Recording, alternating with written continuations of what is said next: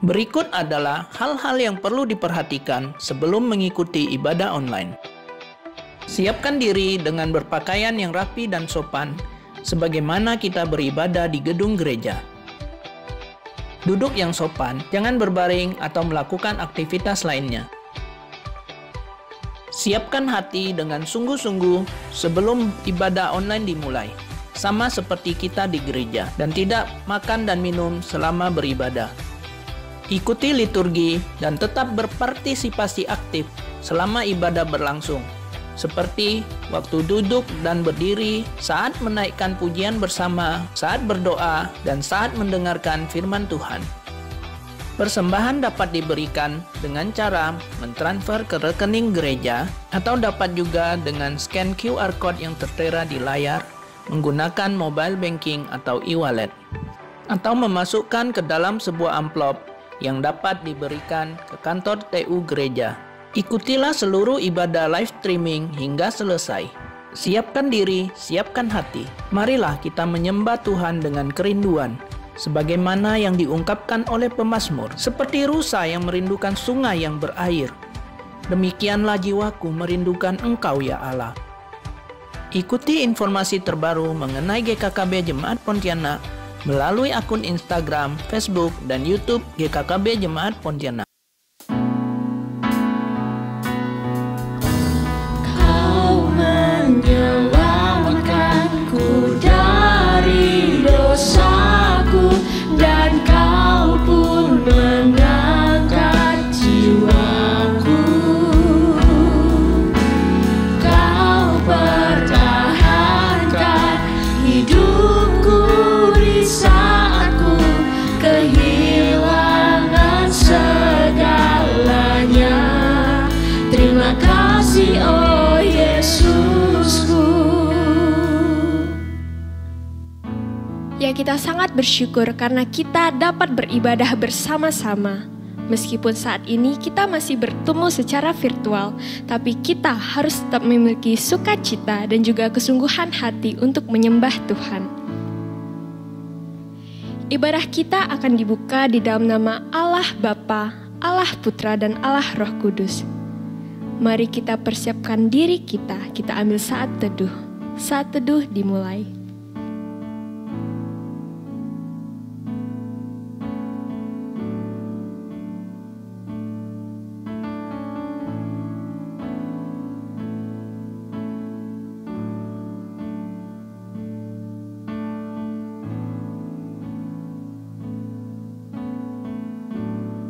Aku memuji Tuhan yang telah memberi nasihat kepadaku. Ya, pada waktu malam hati nuraniku mengajari aku. Aku senantiasa memandang kepada Tuhan karena Ia berdiri di sebelah kananku. Aku tidak goyah. Sebab itu hatiku bersukacita dan jiwaku bersorak-sorak. Bahkan tubuhku akan diam dengan tentram, sebab Engkau tidak menyerahkan aku ke dunia orang mati, dan tidak membiarkan orang kudus-Mu melihat kebinasaan. Tidak ada kata-kata yang dapat mengungkapkan kebesaran dan keagungan Tuhan. Marilah kita mau lebih bersungguh lagi menyembah Tuhan. Kita mau lebih dalam lagi menyembah Dia. Kita angkat pujian, lebih dalam ku menyembah.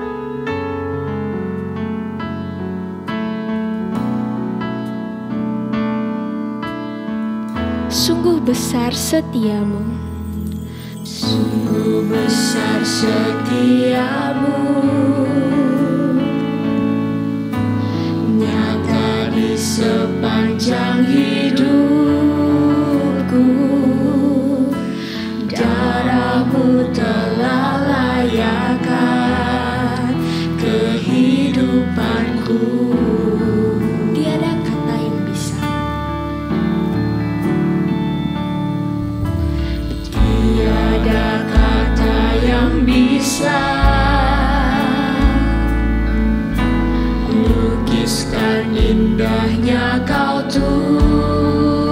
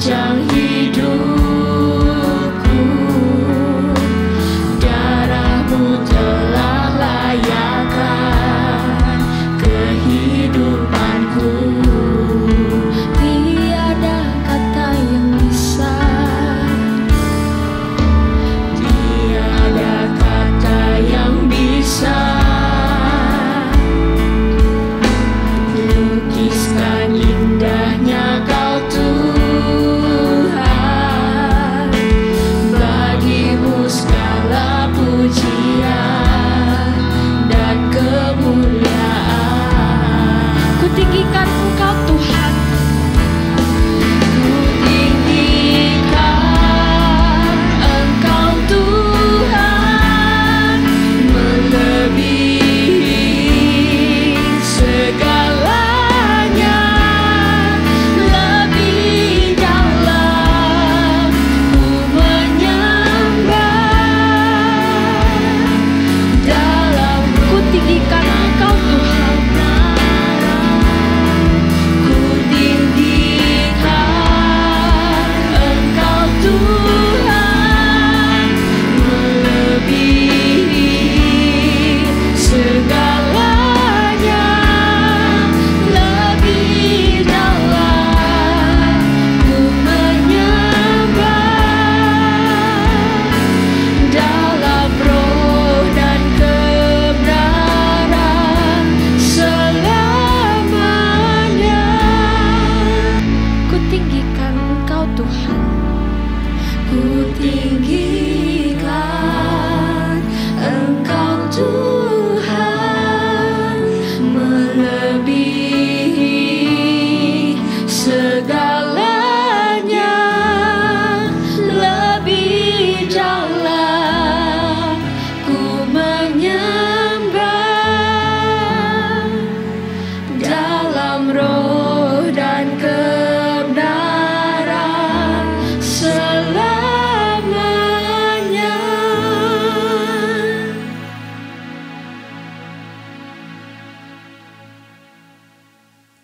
Mari kita berdoa.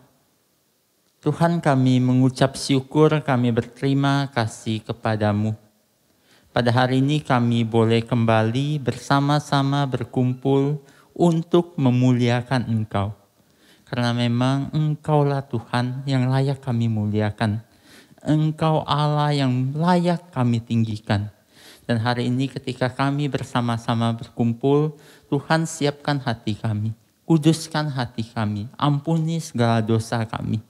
Ketika kami datang dengan segala keberdosaan kami, Tuhan mohon Engkau yang layakkan kami, agar kami datang dengan hati yang siap untuk memuji, memuliakan nama-Mu, mempelajari firman-Mu. Tuhan, kami serahkan ibadah kami hari ini sepenuhnya, dari awal, pertengahan, hingga akhirnya ke dalam tangan pimpinan Tuhan. Kiranya ini mempermuliakan nama-Mu Tuhan. Terpujilah nama-Mu Tuhan, hanya di dalam nama Tuhan kami, Yesus Kristus, kami berdoa dan mengucap syukur. Amin.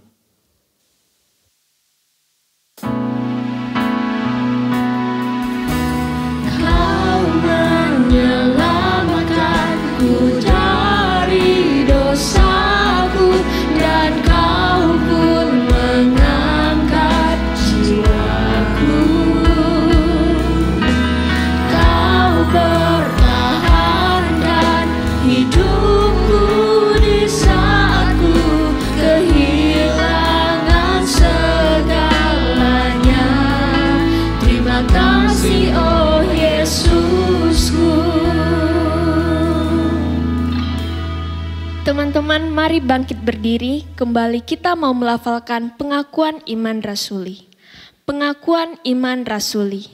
Aku percaya kepada Allah, Bapa yang Maha Kuasa, Khalik langit dan bumi, dan kepada Yesus Kristus, Anak-Nya yang tunggal Tuhan kita, yang dikandung dari Roh Kudus, lahir dari anak darah Maria, yang menderita sengsara di bawah pemerintahan Pontius Pilatus, disalibkan, mati dan dikuburkan, turun ke dalam kerajaan maut, pada hari yang ketiga, bangkit pula dari antara orang mati, naik ke surga, duduk sebelah kanan Allah, Bapa yang Maha Kuasa, dan dari sana Ia akan datang untuk menghakimi orang hidup dan yang mati. Aku percaya kepada Roh Kudus, gereja yang kudus dan am, persekutuan orang kudus, pengampunan dosa, kebangkitan tubuh dan hidup kekal. Amin. Ya, hanya di dalam nama Tuhan kita dapat bersandar, karena hanya Dialah Tuhan yang benar. Kita angkat pujian Tuhan yang benar.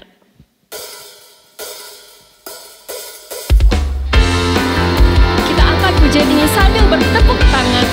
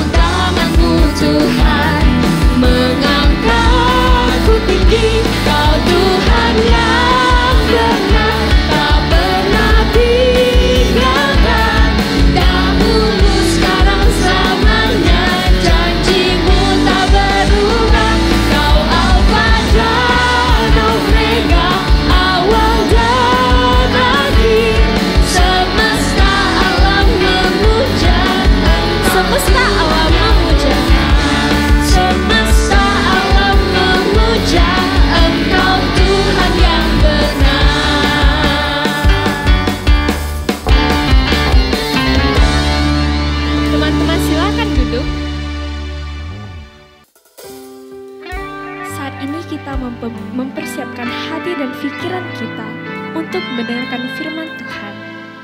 Kita rindu untuk dibentuk seperti bejana yang siap dibentuk sesuai dengan firman Allah.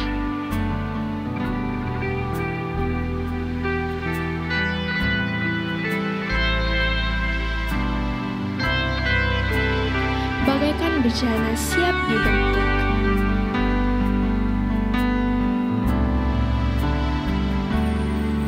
Bagaikan bejana siap dibentuk, demikian hidupku di tanganmu. Dengan urapan kuasa Roh-Mu, ku dibaharui selalu. Jadikanku Allah dalam rumah-Mu, inilah hidupku di tangan-Mu. Bentuklah seluruh kehendak-Mu, pakailah sesuai rencana-Mu. Ku mau seperti-Mu Yesus, ku mau seperti-Mu Yesus, disempurnakan selalu dalam segenap jalanku, memuliakan nama-Mu. Bagaikan bejana siap dibentuk. Bagaikan bejana siap dibentuk, demikian hidupku di tangan-Mu. Dengan urapan kuasa Roh-Mu, ku dibaharui selalu. Jadikanku Allah dalam rumah-Mu, inilah hidupku di tangan-Mu.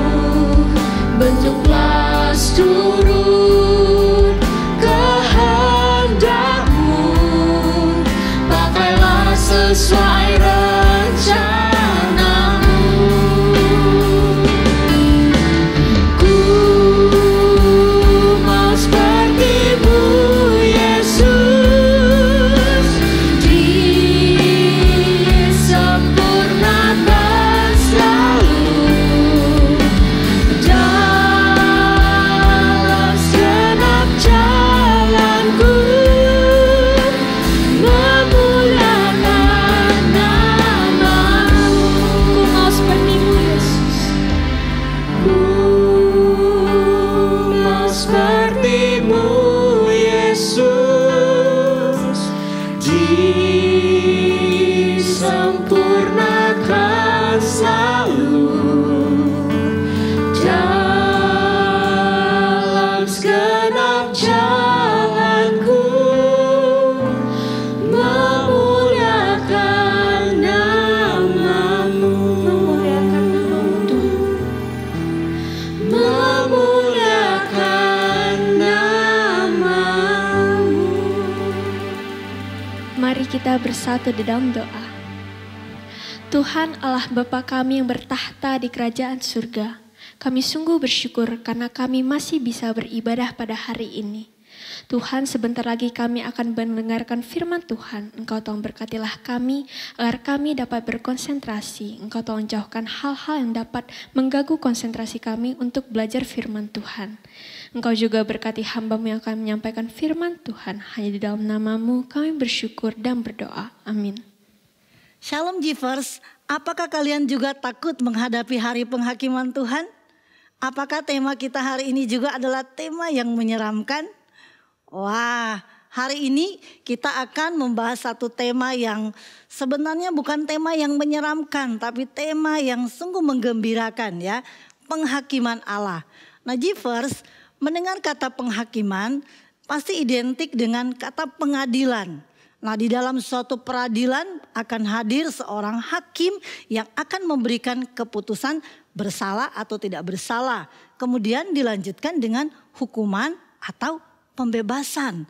Nah, mungkin kalian berkata, Kak, menghadapi pengadilan di dunia ini aja udah sangat menakutkan. Gimana menghadapi pengadilan Tuhan? Pertanyaan saya, apakah kita seharusnya takut menghadapi hari itu? Givers, Alkitab berulang kali memperkenalkan tentang Allah kita. Ya, Allah kita adalah Allah yang kasih, tetapi juga Allah yang adil. Nah, untuk menunjukkan keadilannya bagi semua manusia, maka Allah harus mengadili atau Allah harus menghakimi. Nah, penghakiman Allah pasti akan dilakukan, pasti akan terlaksana. Ya, kapan penghakiman Allah itu akan terlaksana? Nah, penghakiman Allah itu akan terlaksana secara penuh pada saat kedatangan Tuhan yang kedua kali. Tidak ada seorang pun yang tahu kapan waktunya itu akan terjadi, tetapi pasti terjadi. Bahkan Alkitab sendiri mengatakan ia akan datang seperti pencuri. Tapi bukan sebagai pencuri ya, seperti pencuri. Maksudnya tidak ada yang tahu kapan dia akan datang, tetapi pasti itu akan terjadi. Nah, Givers, walaupun kedatangan Kristus kedua kali untuk menghakimi semua manusia, tetapi sebagai anak-anak Tuhan kita gak perlu takut, kita gak perlu gentar. Justru kedatangan Kristus kedua kali untuk menghakimi bumi ini adalah hari yang paling istimewa. Wah, bagaimana mungkin hari itu disebut hari istimewa? Bukankah hari itu hari yang menyeramkan? Bukankah hari itu hari di mana Allah akan datang dan menghakimi semua manusia, menghakimi kita semua? Bukankah itu hari yang sangat menyeramkan? Nah, Givers, untuk mengerti tentang hal ini, saya ingin mengajak kalian melihat satu rantai emas penebusan dari seorang anak Tuhan. Nah, ada 5 langkah yang dilewati atau yang dialami oleh seorang anak Tuhan. Regenerasi. Roh Kudus menanamkan suatu kerinduan dalam hati seorang berdosa untuk memiliki kecenderungan kepada Allah. Iman. Roh Kudus akan menanamkan iman dalam hati dan pikiran untuk percaya kepada Yesus Kristus. Pembenaran. Orang berdosa yang seharusnya menerima murka Allah dibenarkan melalui darah Kristus. Pengudusan. Orang percaya terdorong untuk menjalani suatu kehidupan yang kudus. Dan ini berlaku seumur hidup. Yang terakhir, pemuliaan. Anak Tuhan memiliki penebusan yang sempurna, menerima keselamatan kekal. Nah, Givers, Alkitab menyatakan bahwa hari itu adalah hari pemuliaan atau hari kemuliaan surgawi. Rasul Paulus menggunakan istilah ini ya di dalam Roma pasal 8 ayat 29 sampai 30, demikian firman Tuhan. Sebab semua orang yang dipilihnya dari semula, mereka juga ditentukannya dari semula untuk menjadi serupa dengan gambaran anaknya, supaya ia, anaknya itu, menjadi yang sulung di antara banyak saudara. Dan mereka ditentukannya dari semula, mereka itu juga dipanggilnya. Dan mereka yang dipanggilnya, mereka itu juga dibenarkannya. Dan mereka yang dibenarkannya, mereka itu juga dimuliakannya. Wah, ternyata hari itu adalah hari pemuliaan. Pemuliaan merupakan karunia Allah yang terakhir yang akan diterima oleh anak-anak Tuhan. Pemuliaan merupakan akhir dari perjalanan rohani anak-anak Tuhan. Nah, pada kedatangan Kristus kali kedua, anak-anak Tuhan akan memiliki penebusan yang sempurna. Dalam perjalanan hidup kita hari ini, kita masih bergelut dengan dosa. Kita tidak mampu menjadi sempurna dan berkenan kepada Allah. Itulah sebabnya hari itu merupakan hari di mana Allah akan menyempurnakan kita. Ya. Hari di mana Allah akan menyempurnakan kita. Nah, apa yang terjadi pada hari itu? Saya mau mengajak Givers kita membaca Matius pasal 25 ayat 31 sampai 34 dan dilanjutkan dengan ayat 41 dan 46. Demikian firman Tuhan. Apabila Anak Manusia datang dalam kemuliaannya dan semua malaikat bersama-sama dengan Dia, maka Ia akan bersemayam di atas tahta kemuliaannya. Lalu semua bangsa akan dikumpulkan di hadapannya dan Ia akan memisahkan mereka seorang daripada seorang. Sama seperti gembala memisahkan domba dari kambing. Dan Ia akan menempatkan domba-dombanya di sebelah kanannya dan kambing-kambing di sebelah kirinya. Dan raja itu akan berkata kepada mereka yang di sebelah kanannya, "Mari hai kamu yang diberkati oleh Bapa-Ku. Terimalah kerajaan yang telah disediakan bagimu sejak dunia dijadikan." Dan Ia akan berkata juga kepada mereka yang di sebelah kirinya, "Enyahlah dari hadapanku, hai kamu orang-orang terkutuk. Enyahlah ke dalam api yang kekal yang telah disediakan untuk iblis dan malaikat-malaikatnya. Dan mereka ini akan masuk ke dalam siksaan yang kekal, tetapi orang benar ke dalam hidup yang kekal." Givers, kita akan melihat satu persatu apa yang terjadi pada hari itu. Yang pertama, Yesus Kristus akan datang dan menyatakan pribadinya sebagai Allah. Matius 25 ayat 31 menyatakannya. Yesus Kristus datang dan bersemayam di atas tahta kemuliaan. Yohanes juga di dalam penglihatannya di Pulau Patmos memperlihatkan bagaimana ada satu tahta yang besar dan Yesus Kristus duduk di atasnya. Ini mau memperlihatkan bahwa Dialah Allah, Dia Tuhan yang adil, yang siap untuk menghakimi manusia, yang menunjukkan bahwa Dialah Allah. Nah, ini adalah satu hal yang paling agung yang akan dilihat oleh semua orang. Allah akan datang dan menyatakan dirinya kepada semua orang. Yang selanjutnya, siapa yang dihakimi? Ya, Alkitab menjelaskan bahwa semua bangsa akan dikumpulkan di hadapan Tuhan. Semua orang akan dikumpulkan di hadapannya. Tidak ada satu orang pun yang akan lolos dari penghakiman. Nah, lalu pertanyaan timbul lagi ya. Bagaimana dengan mereka yang meninggal, Kak?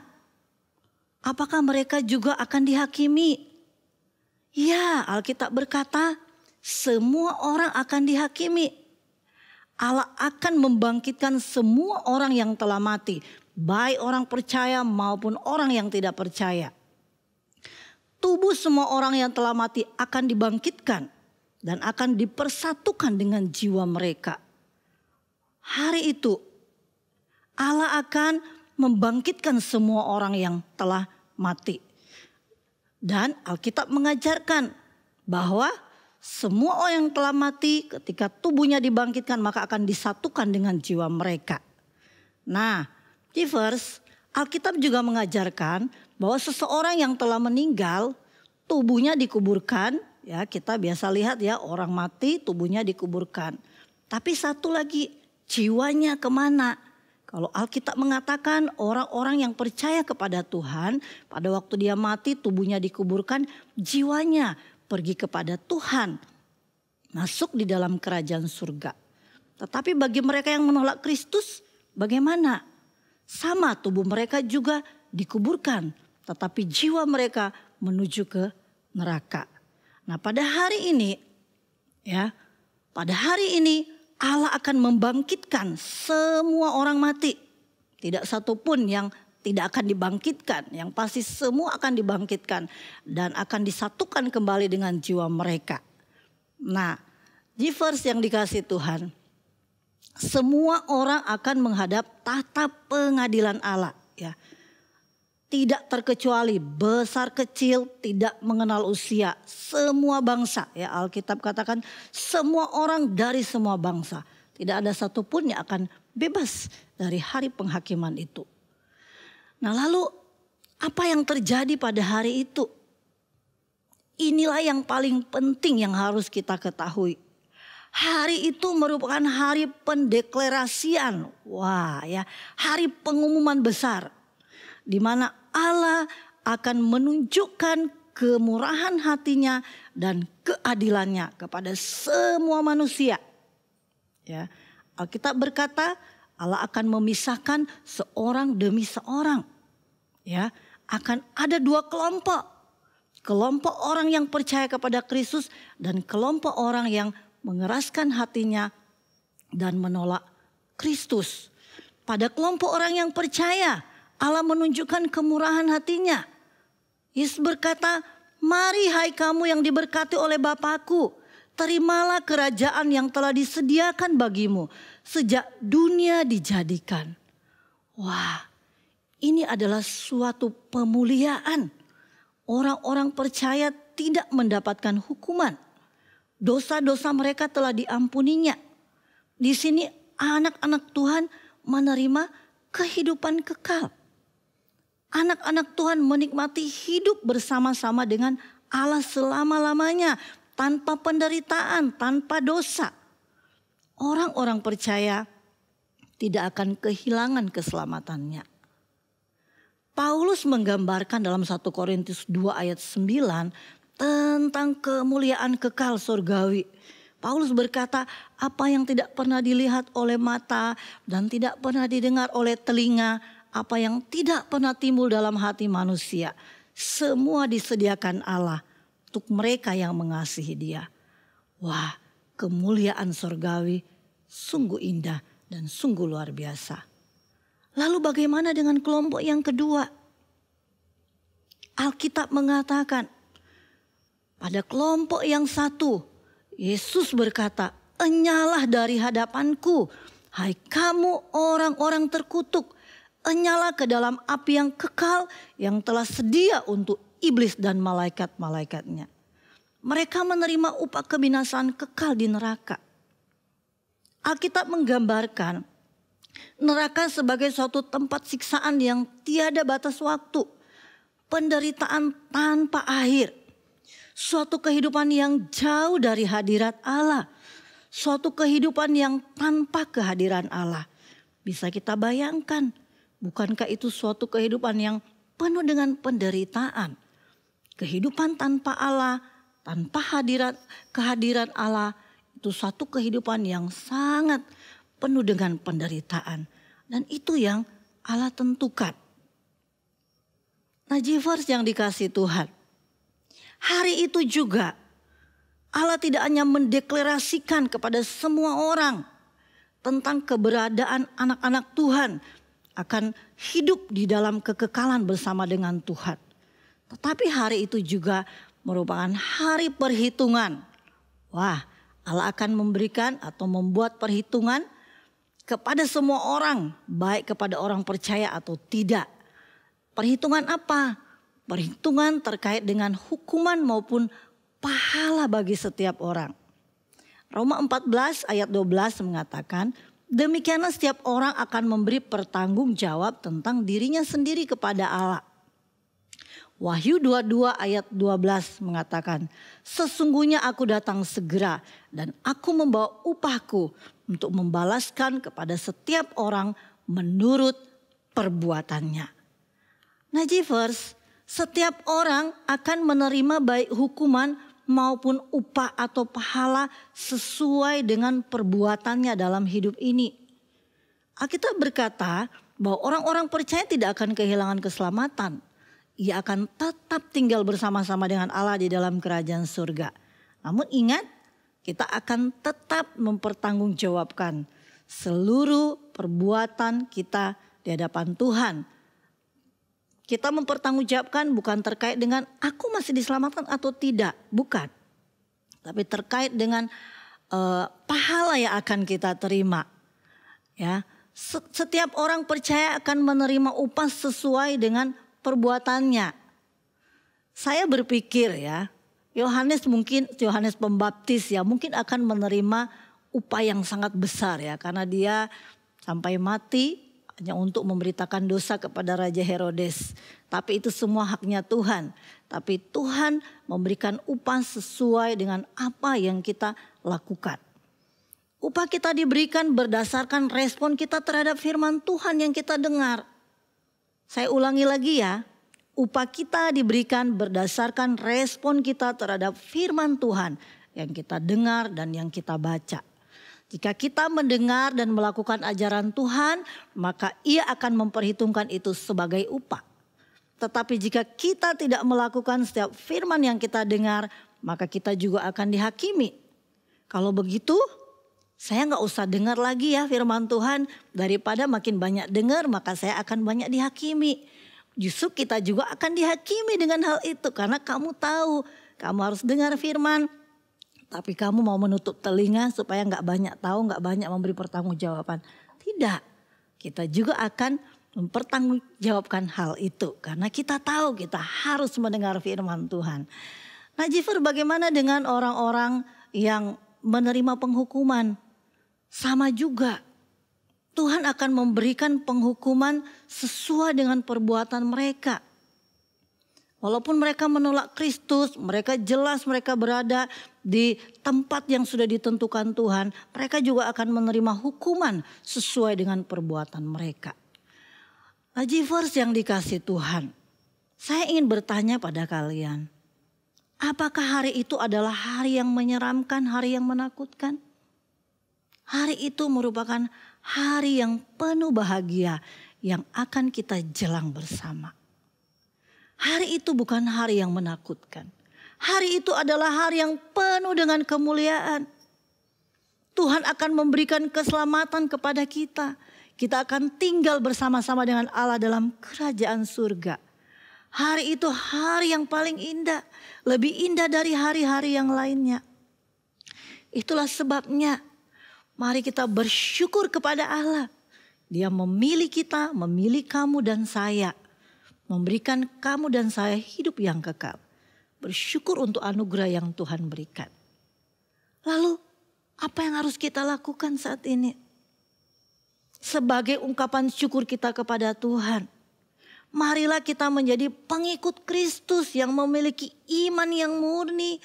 Jadilah Jivers, Jesus followers. Pengikut Kristus yang memiliki iman yang murni. Iman yang murni itu seperti apa sih? Iman yang murni adalah iman yang menghasilkan buah.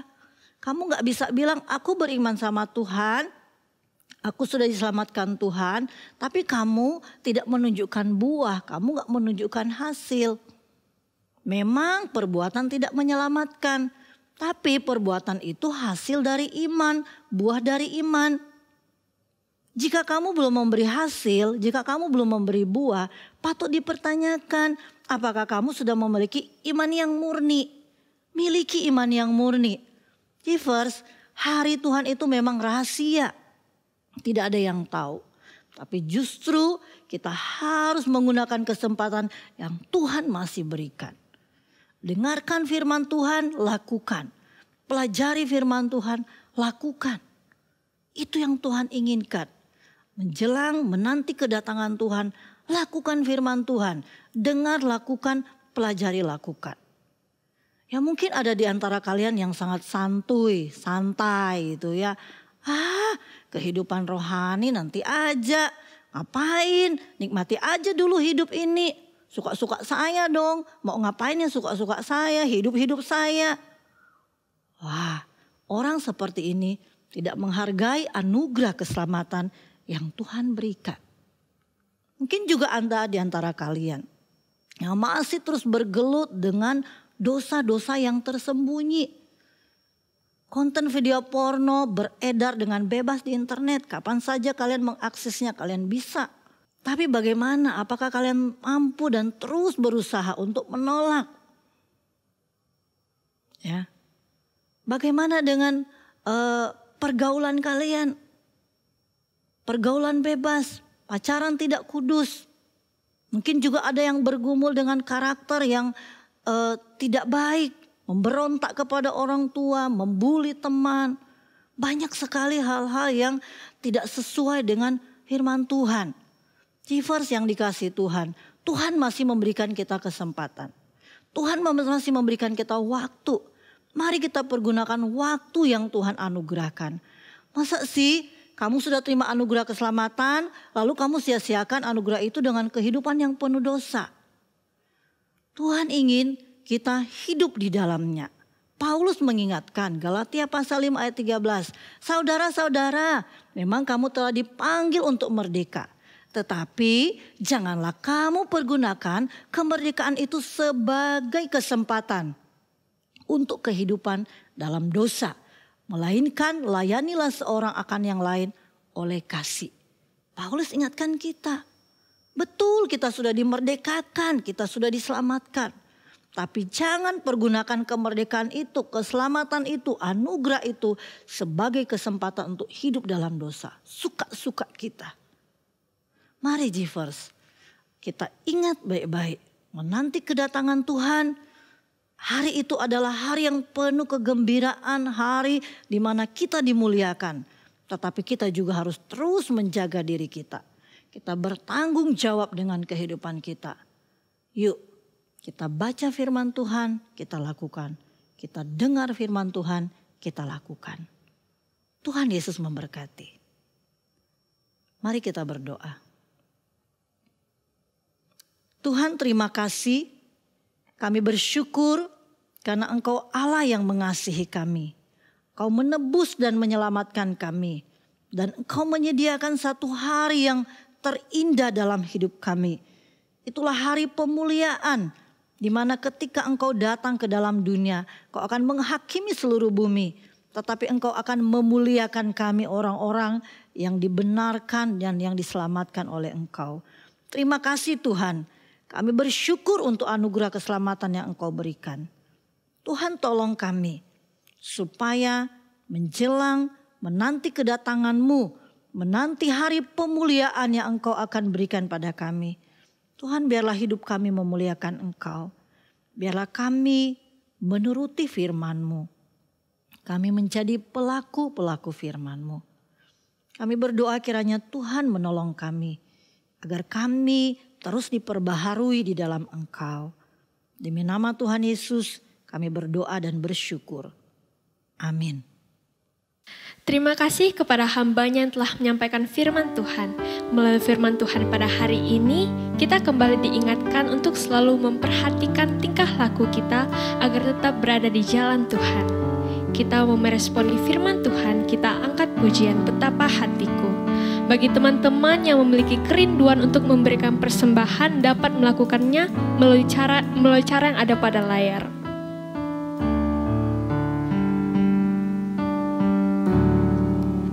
Betapa hatiku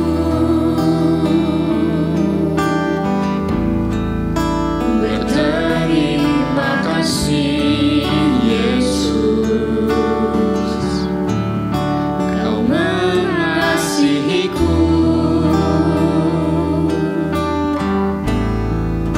Kau memilih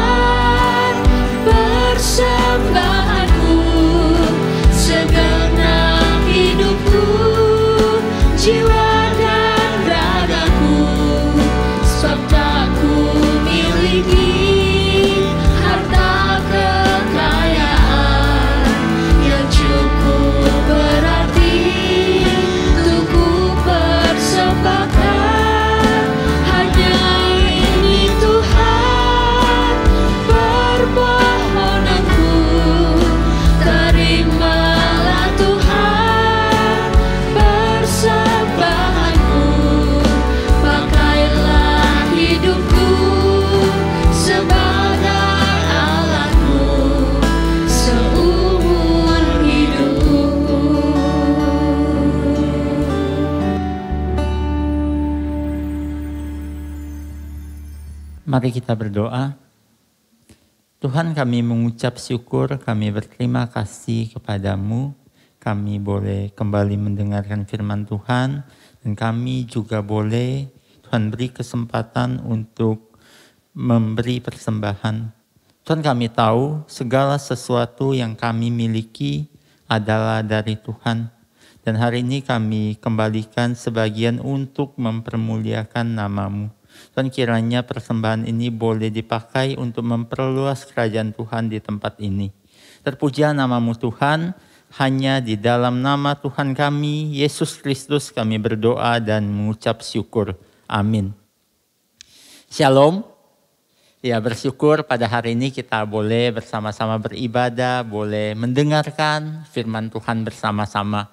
Hari ini kakak kembali mengingatkan untuk teman-teman semua, walaupun kita beribadah di rumah, bagi yang memiliki memiliki hati untuk memberi persembahan ya, karena ini memang suatu kewajiban ya, mengucap syukur kepada Tuhan melalui persembahan, ya boleh berikan. Kalau nggak bisa, misalnya kesulitan, boleh disimpan sampai nanti kapan kalian bisa datang ke gereja atau udah masuk baru kasih.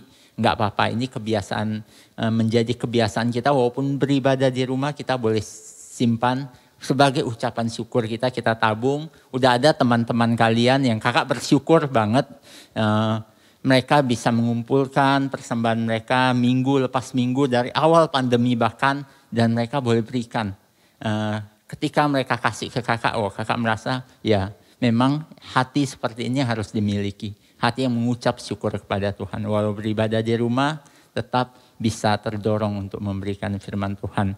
Memberikan persembahan. Kakak juga mendorong kita semua untuk boleh terus bergabung di dalam kelompok-kelompok kecil. Di sana ada tempat kalian bisa bertumbuh bersama. Jika ada masalah, boleh ceritakan ke mentor, atau bila mau boleh juga menghubungi kakak. Jadi saat ini kita mau menutup ibadah hari ini. Kita mau bangkit berdiri. Kita kembalikan segala puji, segala hormat kepada Tuhan. Kita naikkan pujian. Bapa, terima kasih.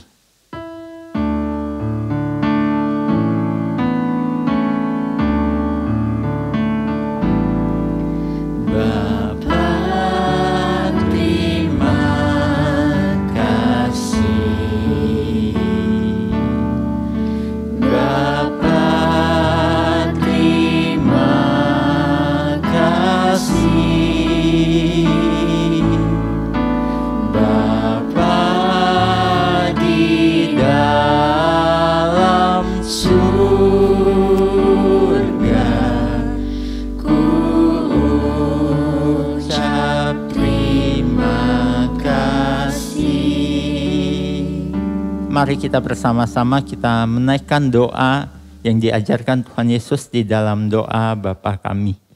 Bapa kami yang di surga, dikuduskanlah nama-Mu, datanglah kerajaan-Mu, jadilah kehendak-Mu di bumi seperti di surga.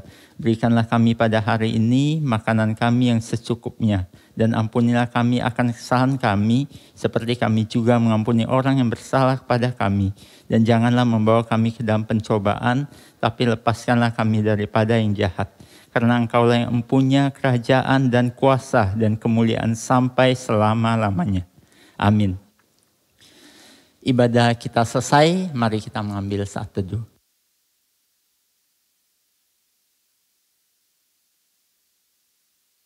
Saat teduh selesai, Tuhan Yesus memberkati kita semua. Soli Deo Gloria.